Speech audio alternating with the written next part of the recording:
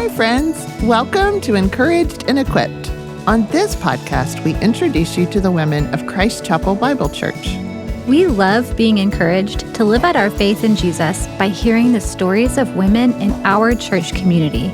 We are so glad that you're here. Hey, welcome back to Encouraged and Equipped. We are so excited to have a new episode today. Kathy is going to chat with Audrey Stewart about social media, and it's going to be a great episode. I can't wait for y'all to listen to it.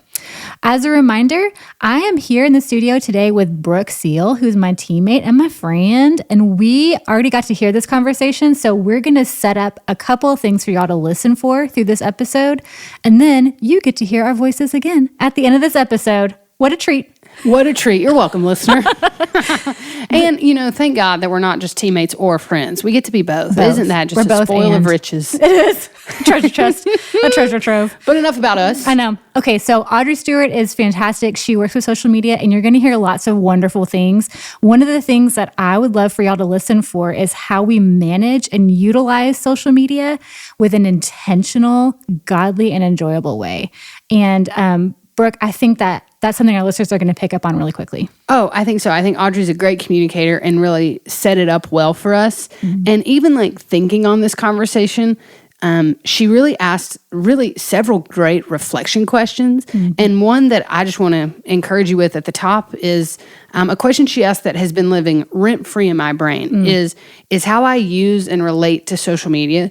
Is it drawing me closer to Christ, or is it distracting me from Christ? Mm-hmm. And I think that's a great question to ask about a lot of things in our lives. But today, we're talking about social media. And so, listener, with that, without further ado, here's our episode with Audrey and Kathy on social media.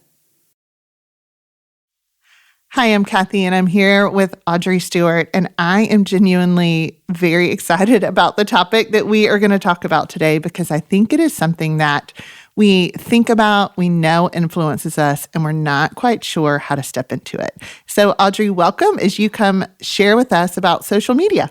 Thank you so much. I'm really excited to be here today. Yes, I know you have a background in social media outside of just being a person who uses it. Would you mind telling us a little about that? Totally. So I got, my first social media account back when you had to have a college admissions email address in order to get a Facebook account. Yes. So I guess I'm an OG, but I use social media every day. And I feel like, that can be hard to admit, but is the truth for a lot of us. I am a marketing consultant, and so social media is part of my job. It's part of how I generate business. It's also part of how I stay connected as to the evolving marketing trends on behalf of my clients. And prior to that, I worked at an ad agency and loved the ad life and went to a lot of different social media conferences and things of that nature. So with marketing as my background, social media is a big part of my job. It's not all of it, but it's a big part of it.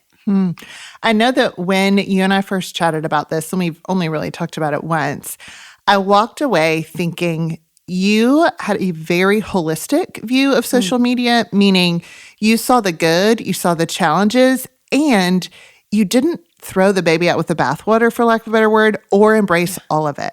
And a phrase that you used that I found very helpful is that you are and want to be intentional, godly, and figure out how to enjoy social media. And frankly, I don't know anyone who wouldn't actually like that. I know, right? This sounds pretty good. I know. And I know for me, I probably realized the significance of social media or even how it has changed in my life. Certainly, I enjoy following friends and seeing their photos. But for me, one of the key ways that I have stepped into it is having been a PR journalism major, I really love just the facts of news because that's how I was trained. And it began to be a little difficult for me to find that. And so I've been following because I enjoy getting just the facts of news. And so I've been following some social media accounts with that and also found the challenge of Instagram kind of figures me out. And I kind of want the news that's just unbiased. And so I kind of saw both the tricky part of I want to be intentional about this and godly about this, and trying to figure out how to use it is genuinely something I'm trying to do. 100%. And social media is a tool, right? It can be great to go find whether it is news or a really cute outfit or a resource of some kind, it can be really great, a great search engine. It can also, the algorithm, we all hear about that all the time. It's real, it's changing. Yes, you can change your algorithm. You can try to trick the system, but they're probably smarter than you are at it, truly, at this point. It has great things about it. It also has a lot of challenges that come with it, but that is just like any other communication tool or relationship in our life. There can be really great, sweet things that come from it, but also some hardships that come from it as well, too.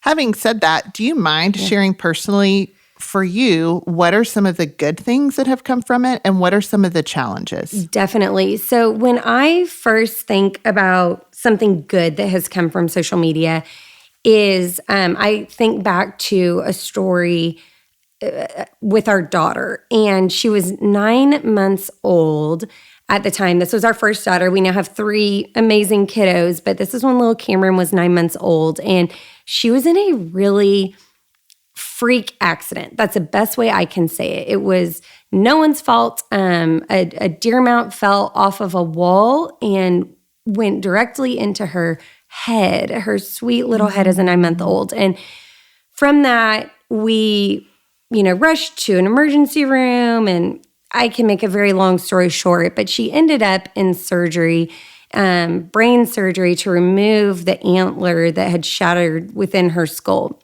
And all of these things happened very, very fast for my husband and I. It's like we were out of town. We made it back to Cook Children's. Okay, now we're in surgery. And I remember thinking, I don't have time to tell people what is going on with Cameron, but I would do anything for my daughter in this moment. And that includes putting on Instagram, I need people to pray for Cameron. And so while we were sitting there in the hospital, I took a screenshot of my previous Instagram post, put it up there, and just said, pray for Cameron, and put a quick blurb of like, a freak accident happened, she's going into surgery. I didn't have all the answers. I didn't have this super eloquent way to tell people about what was going on. And I had no other motive except for calling on people who I knew could go before Jesus and pray for her and pray for my husband and I, because we needed it. And what we found was that our community, our church, our people we don't even know, I'm sure some of you listening have prayed for Cameron, and it was a game changer. We felt the power of prayer, and I continued to use Instagram to update different milestones we had and different things. Every day I pretty much did a prayer request. And looking back now, like God's hand was all over Cameron and her healing, and he is still working in her life greatly. And I still will be at Target, and she's 8 years old now, and someone will be like, is that Cameron? Mm-hmm. I prayed for her. And even that in itself is worth it to me, because I'm like, man, what a way to connect to other believers and remind people that if God can work in her life the way he did, he can work in their life. And I could go on and on and on about it, but that to me was the most good I've ever seen come from social media. And I will say there's a piece of it that I want to acknowledge, that everyone has different feelings about what they want to share on social media. And I knew that me sharing what I shared about Cameron and asking for prayer could be seen a lot of different ways. And I cannot sit here and tell you I didn't think about that. I thought, oh gosh, what is so-and-so going to think of this? Or are they going to think I'm making a big deal out of nothing? Or are they going to think I'm trying to get attention for this? But when I searched my own heart, I knew, no, this is me calling on believers. And in the peace that God gave us from that and everything else, it was evident that that was really true. So again, even though it was still used for good, there's still concerns and thoughts and things I had to process through going through that. And, it's interesting because before we had Cameron, we struggled with infertility, and social media was hard for me at that time. And not necessarily seeing babies. I think that there's a big misconception with individuals struggling with something can't see something else. That wasn't necessarily it. It was some other things associated with it. But I found that if I followed puppy accounts, it made me really happy. And so I unfollowed a bunch of things and followed a bunch of things and made it to where when I would get on my Instagram, it'd be full of puppies. And at the time, I don't think I would have said, I'm making a really wise biblical decision in my life to follow puppy accounts. But it was. Looking back, I'm like, man, that was one of the best things that came from social media. If I arrived somewhere 5-10 minutes early and just started scrolling, I would find all these cute little puppies. And so whether it's calling on people for a huge spiritual matter or literally looking at puppy accounts, there have been some really sweet, joyful moments that have come from social media for me. I'm so grateful that you shared that, partially because I was one of the people that got to pray and get to be encouraged when I see a picture of Cameron, and partially because you were kind enough to draw us into your thought process of why you did or didn't do what you did. Because I think there are portions of social media that we might all admit are good or all admit are bad, but for the most part, there is something individual about it, and you stopping to think, how does this affect me in a spiritual way, or could it affect someone else? And how do I process through what to do? I think is a nugget that I feel like you inviting us into has helped us understand your why. Yeah. And there is a big part of, you can have a really neat interaction with a community where, they say be transparent, be authentic, be real. Okay, what does that really mean? And for me, it did mean sharing her story. For others, it may not. It Absolutely. may be that is not at all something you would want to step into. And, there are things that I no longer share about Cameron on social media. I don't share a lot of different things about her progress now for certain reasons, but it's cool to see that in different seasons, there are different times to use it for good. I know you two have an interesting use of social media. You use it for your business. Definitely. Talk for a minute about that. Yeah, that's great. So as a marketing consultant, a lot of what I do is I help businesses that are overwhelmed with their own social media, email marketing, establishing a website, honestly, increasing their sales. And so a big part of what I do is I go on social media and I help these businesses. One of the things that I have learned throughout my career is that often individuals keep information to themselves. They're not willing to share it. It's like, hire me and then I'll tell you the secret sauce of how to grow your business. I'm the opposite. I go online every week and I say, okay, do you want to grow your email list? Here are the 4 things you need to do. And I'm going to just walk you through each of those 4 things to do.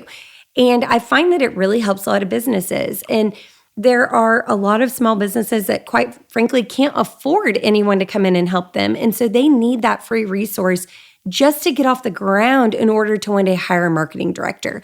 And so it's a way that I can give information for free and help these businesses grow. And I mean, it's so interesting because I connect with a lot of the small business owners, and they're often in tears when we connect because the business is their baby and they're trying to grow it, but they need help. So I do social media for that. Also, it generates business. I get calls about, hey, we do want to hire you. And so by me being giving and sharing that information, it's been incredibly helpful.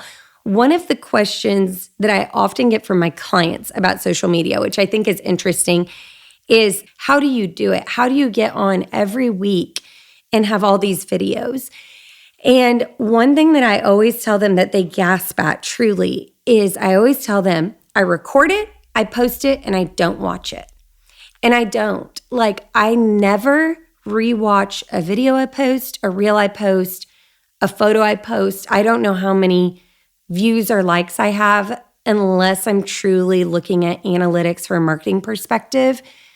But that's specific and purposeful and intentional. Because if I watched every reel I did, I would nitpick my hair. I would nitpick my face.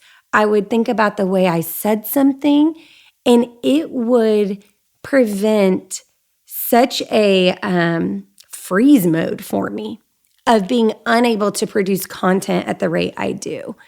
And so there are mess ups in my videos. I will fumble a word.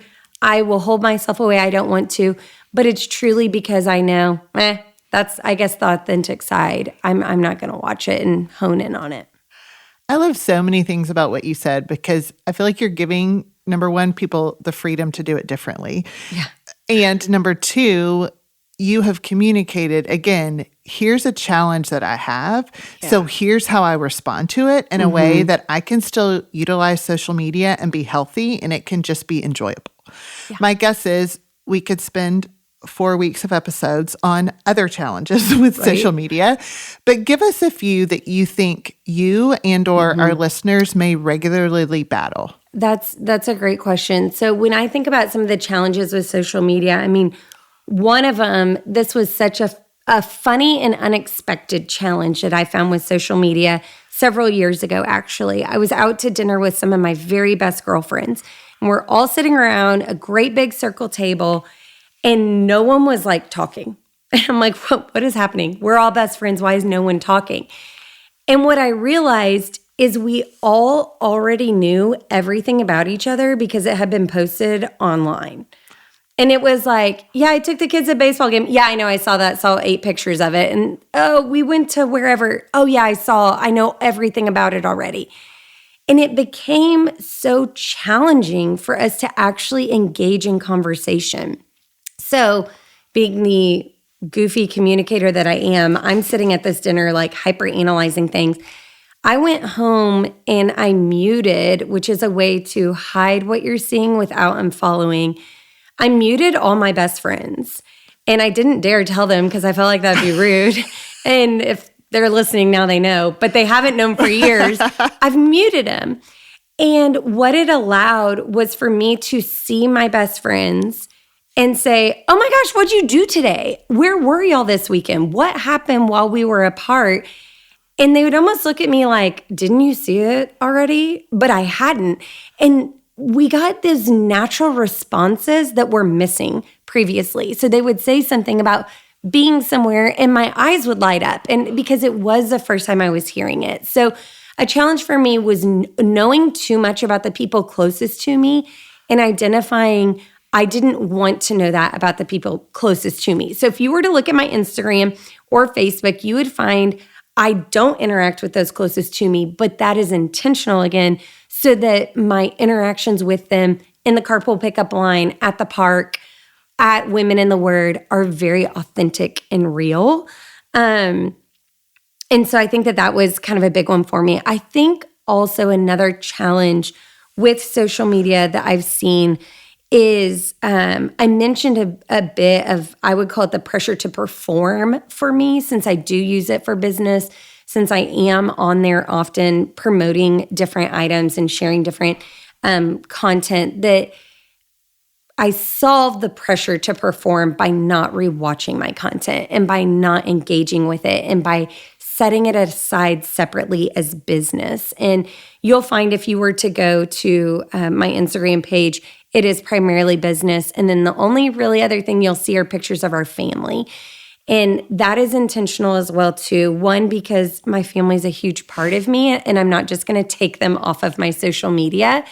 But secondly, because I found the hurt that can come from social media of me posting a picture with 4 of my closest friends at an event and realizing girl number 5 was left out. And that is something that as a mom, I am hyper aware of and I'm incredibly fearful of for my kids, specifically my girls, of what is social media going to look like with being left out and being just having that hurt. And so for me, I made a decision a couple of years ago that I'm not posting anything about any event with other people. Now, if it's a wedding or something like that, yes, of course, you're going to see that pop up. But it became it became really evident to me that I didn't want to ever hurt someone in that way because they're not seeing the full picture. They're not seeing we were given 4 tickets to that event and it's all I had. Or they're not seeing that I really wanted them to come and it just didn't work out this time. But I don't ever want to hurt someone that way. A friend of mine shared a story with me that I thought was really eye-opening about another challenge of social media. She was talking about her son, who is an incredible athlete. He's a 2nd grader, and he's just gifted. You look at him, and you're like, man, you've got skills, you know? We need to get his autograph now. Right. I keep saying that. I'm like, we know this kid. I know he's going to do something big in life, but he's an incredible athlete. And she was telling me, she said, you know, Audrey, I'm so frustrated by this because my son had such an incredible play in a football game.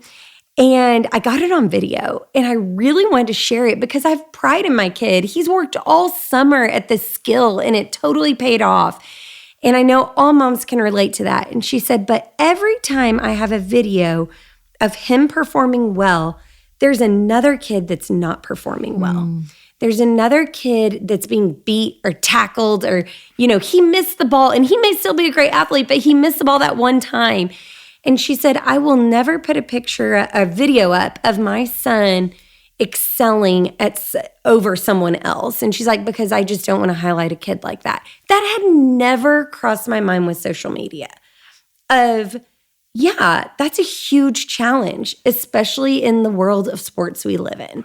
And you could just say, oh, whatever, we all have good days and bad. And yeah, that's true. But that's a lot for kids to be put out publicly when they're not excelling. And that's a lot for their moms to see too. And so I loved her viewpoint on that. Again, I love that you're pointing out the whys of why they're doing it. And especially because you're thinking about not just how it's affecting you or the people in your photos, but how it might affect the people that are on the other end of that. Because it's rare that I think about how not posting something might actually be kind to someone else. And I love that you've broadened that viewpoint because that's not something I had thought about very often. Yeah, I think thinking about your audience is so important. And it can even be adding another nugget of information into your post that changes something for someone. We can all post something that alludes to, oh, I'm on a podcast today. Oh, no, I'm on it with my church. You know, like those are 2 different things. And everything can be spun. But when we think about who's receiving it and the intentionality we have behind it, I think it really does change things. I think it's also important for us to note, because I've heard you talk about this before, that these are ways that you have thought through and processed it and what the Holy Spirit has led you to do and what your conscience is encouraging you to do. And another believer may pray and think through and post a video of their child doing a good play. And this is where we look at each other and say, praise God, you're doing what you feel like God calls you to do. Yep. I'm doing what I feel like God is calling me to do. What I know your heart is, because you've told me, is not to create a list of rules that everyone should do. 100%. And Kathy, I will be the first to tell you these rules that do not exist. Actually, the way I have handled social media has changed and evolved over the years. And those who have followed me for years know that. They've seen that. And I have completely evolved based off of this season, based off of how I'm convicted in my life, based off of the health of my family. You know, one thing that reminds me of is I've got some great girlfriends that we spend a lot of time together. And I guess it was about last summer or so, I was with all of them and they were all talking about how they were taking a social media break. It was like, oh my gosh, we've taken the app off our phone. And I was sitting there thinking, oh my gosh, I love that idea. It would absolutely never work in my life, but I love that idea. And they had all kind of together come to this conclusion that if they only had social media on their desktop at home or like an iPad at home, it just drastically cut out the distraction that it was in their life and a bunch of other hindrances it was causing in their life. I was sitting there honestly feeling a little bit odd man out. I'm like, dang it, I wish I could sit here and be like, Yeah, I've deleted the app too. I'm in that boat too, and I'm on it far less. No, the opposite was true. My business was ramping up, and I was finding I was batching content, and I am on social media all day, every day.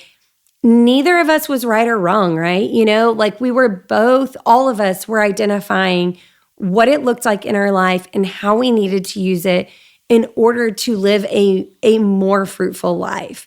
And I think also knowing if you are on social media, I'm here to say it's okay, you know, because a lot of people would say, no, it's not, turn it off, but it's okay. Agreed that I agree with everything you've said. And also, I'm imagining myself and others listening thinking, okay, so we may end up with different conclusions, but Audrey, do you have any questions that you would ask yourself or questions that I could think through to give an honest evaluation of maybe where I should or shouldn't or can or can't need to guard myself? Yes, 100%. So I wrote down these questions before coming here today because I felt like they were a guide to guide you in understanding where your convictions are around social media. So the first question before posting or scrolling, because I know that there are a lot of scrollers out there that are like, I have 42 posts in my whole life, but they're on there every night scrolling. So is it uplifting, encouraging, or beneficial? And I think that that is something that if you are viewing something or posting anything that is not uplifting, encouraging, or beneficial, then root that out. There is no place for that in your life. And that is the same thing if you are at coffee with a friend or out to dinner with a friend. If you find that that relationship is not uplifting, encouraging, or beneficial, then it's time to make a change. And the same thing's true for social media. The second question is, am I using this to seek validation or to glorify God?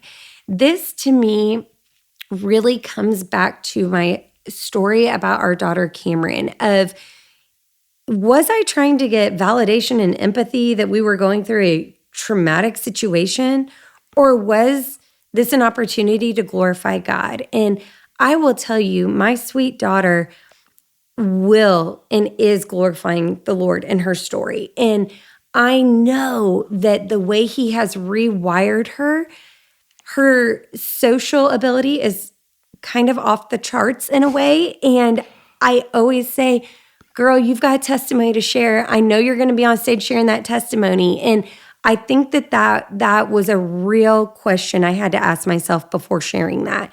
And I've seen Him glorified through it, and I will continue to. So am I using it to seek validation or to glorify God? And then, is this drawing me closer to Christ or distracting me? That is a great question. Kathy, when we first met, I told you a story.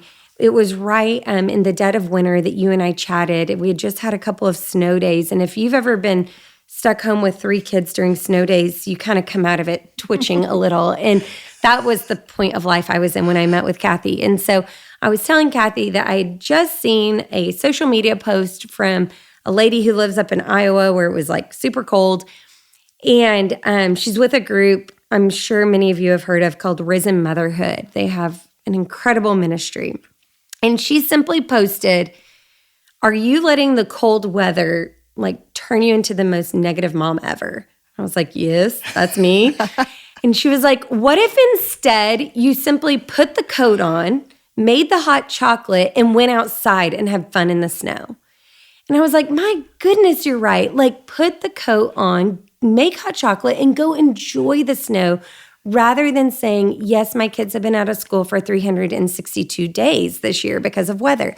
So I think that even that post, while it was not explicitly spiritual, was definitely pointing me closer to Christ, informing me into who my attitude as a mom is, my actions are as a mom, and how I'm loving my kids well. So I would deem that as a wonderful social media interaction. I love those 3 questions. I think they are profoundly helpful. And I also appreciate how you step into that specifically. Do you mind sharing some specific ways, in addition to what you've already shared with us, about how you practically implement that? Yes, definitely. So first, I set time limits. I have made a personal, and again, this is going to be different for everyone. You've got to look at your life and what you feel is appropriate. But I set time limits to avoid endless scrolling. And I do that also purposefully because I don't want my children seeing me endlessly scroll. So one of the big challenges we have with social media is the algorithm feeds you content that you don't always pick. And so if my daughter is looking over my shoulder and sees me scrolling past something, I may in my mind know I don't follow that account, that's trash.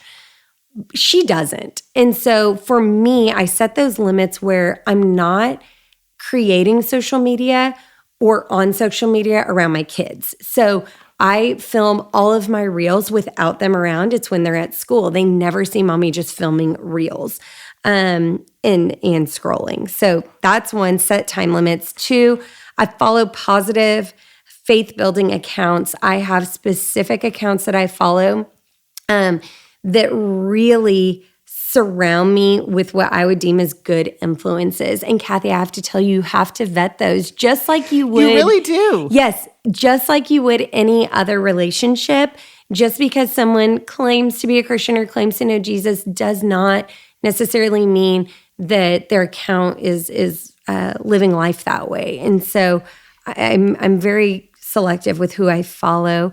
The third is that social media is not just about consumption, it's about engaging.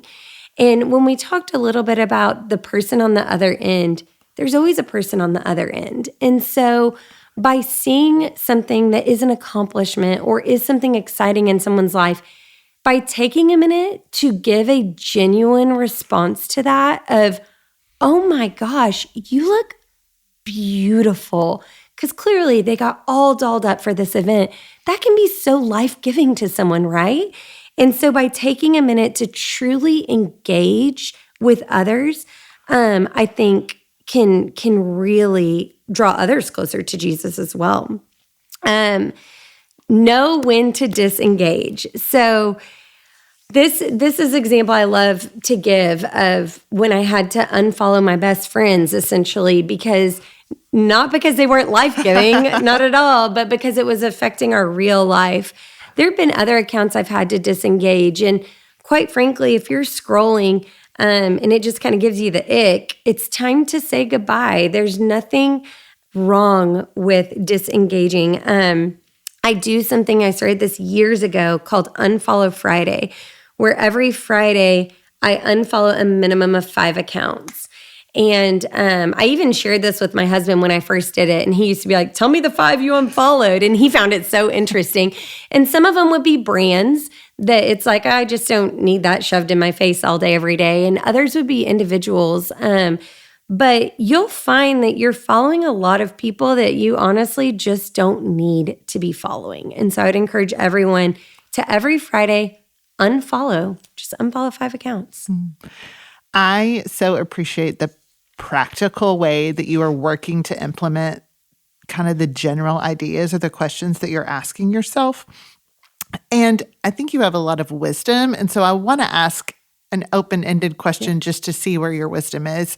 I feel like you are really encouraging us to both have joy and balance in our social media. And my guess is that many people listening would want that as well. So talk a little bit about the principles or the ways that you try to have joy and balance. I think that's great. I think first, to have joy, you have to know what brings you joy, right? And so knowing where your joy comes from is the first step. And once you can identify that, for me, it is from Christ, from like-minded believers, from families that I love and I want to keep up with. Also, I find joy in marketing. And so I love following some of the latest industry insiders, and that does bring me joy. And I think that is a great thing. The second part of that balance and intentionality comes from knowing that social media is a tool, and you have to constantly be shaping this into what you want it to be. You know, they say that I don't know what truly the fine print says these days. Instagram and Facebook used to have a byline whenever you created an account that it was not suitable for children 16 and under. I have no idea what it says today, but that's what it used to be. And I think, though, that there's truth to that, because this isn't something you can just turn on and ignite and walk away. If you're going to have social media in your life, you're going to have to constantly be finding that balance and just being honest with yourself of, is this interfering with my relationship with my husband? Is this interfering with my relationship with my friends, with my children? What does it look like? Am I scrolling and then not getting done the things I need to do in a day? Man, okay, you know, and so you have to be at a maturity level to handle something with this much. And truly, just being present in life is just as important, if not more, than your online presence. And Absolutely. I will say, I think that it's hilarious. I don't have the answer to this question yet, but I think about it a lot. I put myself out there a lot on social media, but I find people will not engage with me about it in real life. So, for example, if I post some helpful marketing content, I will get a lot of messages or comments about questions or, oh, Audrey, that was so helpful. Thank you. That was really interesting. Da, da, da. I cannot tell you the last time someone in real life mentioned my social media. So there's this huge line that people don't want to cross. It's like if they're seeing you online, they'll engage with you online. And if they're seeing you in real life, they'll engage with you in real life, but they don't talk about the two. So it's really interesting, though, as to why our brains work that way. And that people often think, if I saw it online, I can't talk about it in real life. And I would challenge people to do the opposite of say, oh my gosh, I saw you had a wedding this weekend. Whose wedding was that? Your brother's? Oh my gosh, I didn't know you had a brother. Where does he live? And you can start to see how all of a sudden we're going deeper because of that post versus going, I saw she was in California for a beautiful wedding and it was so pretty, but I don't dare talk about it. I mean, it's just, I don't know.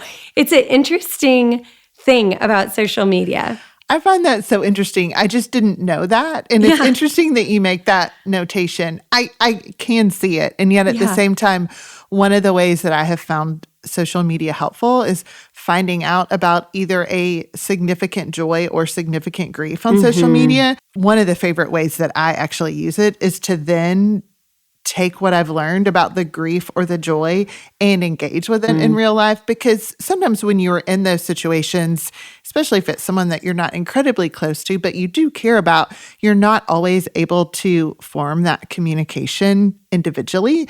And much like when you had a group of people pray for Cameron, that you couldn't have texted us all individually, even if you'd have wanted to. And so for me, I actually find that to be a real benefit or joy of social media to say, oh, I wouldn't have known to grieve with them over that. And it's someone I do care about, but they're in the midst of the fact that it's really busy for them right now, so they couldn't reach out individually, but I'd love to send a sympathy card or leave them a message or call to say congratulations. And I think it is a really great way to use social media. And that doesn't surprise me, Kathy, that you've thought of that because you're so relational and you're really gifted at building relationships. And I think that a lot of us actually struggle with that. And so we trick ourselves into thinking we have a relationship with all these people online, when in reality, that relationship really isn't quite there. And we could all be doing so much more to follow up or send the sympathy card or simply, you know, we joked at the beginning of this, a transition can be hard, but have that transition statement of like, hey, I saw this and tell me more. What's going on there? So as we begin to conclude our discussion, you've said actually a lot of incredibly both deep and practical things that I find helpful. what are some reflection questions or what are some takeaways or challenges that you would offer to us? I would just take a minute to think about what changes you feel convicted to make in your social media habits, whether it be to engage more relationally on a deeper level, whether it be to spend less time on certain accounts, or maybe to follow accounts that really bring you joy, because you're in a tough season. And I truly believe that the Lord wants us to enjoy life as much as we can. We're living in a fallen, sinful world, and there are simple joys He brings us. And that can be through a great outfit on Instagram. It can be a simple joy. However, that same thing can be so detrimental and, cause idolatry or coveting or pride. And so just taking a minute to look at your social media habits and identify what changes you want to make in those. And then also, how can you use your online presence to glorify God? And this is something that I am constantly reevaluating because I use my account primarily for business. And I am a Christian woman. I am a wife. I am a mom. There's a lot of things to me outside of marketing. And for me, I'm always reevaluating, how do I glorify God and bring Him into this conversation as well? Because a lot of my clients are not believers, and I don't necessarily just want to work with believers. I'll work with anyone. And so for me, sometimes when it comes to talking about God on my Instagram or my faith or my walk, there's a pause. And I want to acknowledge that and admit that, and also go, okay, Audrey, why are you pausing on this? And what I find so interesting is throughout my personal life, worship music has always spoken to me. You could almost ask me about any good or bad season, and I've got a worship song to go with it. And I found that for me to be my true, authentic self is to share some of those songs on social media. So it is not uncommon for you to see a bunch of marketing information, some family information, and then every now and then, I repost a random worship song. And it's a reflection of who I am, and it brings God into my story in a way that's very personal to me. And so I would encourage everyone to think about, do you glorify God, and are you inviting Him to be part of this? I'm so glad that you brought that up, because actually that was going to be my next question for you, is how has God led you to be overt about your faith and overt about who you are? And again, for different reasons, that may look different for different people, but I'm really glad you brought that in because I think it's an important question. I think it's something I've had to be truly mindful of. And I think it's because I segment things in my life. But I have to remember that God is over all things in my life, and I want Him there. It hit me a few years ago. I posted something, I think it was Easter at church, and it was a picture of us here at the church. And 2 or 3 people were like, I didn't know you went to Christ Chapel. I was like, what? That's not what? Yes, we've gone there for forever. We got married there. And I have all these things as to how connected we are with Christ Chapel. But man, was that convicting, right? And so it sounds silly, but knowing that my account, and guys, I have to say too, I'm not a big influencer. I'm not at all. I would call myself micro influencer. But I make a point to tag Christ Chapel in things. I make a point to share that I'm doing a podcast with y'all today because I want people to know this is where I go. This is what I do. I find that making sure that we don't just push our faith in God to the side because of everything else is important, but being as authentic as we can about it. One of the things, thankfully, in my job is I have a fairly flexible schedule. And so I'm able to be at Women in the Word on Thursdays. And that's a protected time. I don't do client meetings on Thursday mornings. I almost treat it as if it is a client. It's like, no, they get my Thursday mornings. And I love that. But I think I'm always torn as to how do I incorporate this and talk about this more, because I don't talk about that on my social media, but it's a huge part of my life. So just as we said at the beginning of this, there's no hard and fast rules to doing social media in a way that honors and glorifies God. I think it's more of an ongoing prayer life, exploration, conversation of, hey, man, why is this not evident at all on my social media? And why? Why is that? Am I embarrassed? Am I afraid? Am I worried about losing business? Why am I hiding that? Why am I not sharing it? Does it not bring me joy? No, it does. So just having those real conversations with yourself as to why things are showing up or why things are not showing up. I feel like the words that you use to describe what you care about in regards to social media, you have so communicated to us both how you have worked to be intentional, you've worked to be godly, and you've worked to make it an enjoyable experience for you and people who see it. And I know that, again, listener, how you kind of flesh out those things may look very different or very similar to how Audrey does that. And so, Audrey, what is your final thought or encouragement or a takeaway that you'd love to leave us with, or maybe something you haven't had a chance to share yet? You know, I just think that social media does have the opportunity to bring unexpected joy, a way to connect with old friends, a way to connect and make new friends, a way to grow your business, a way to reflect on your life. Like how many times you could just go back to years past and see, oh my gosh, the kids were so little.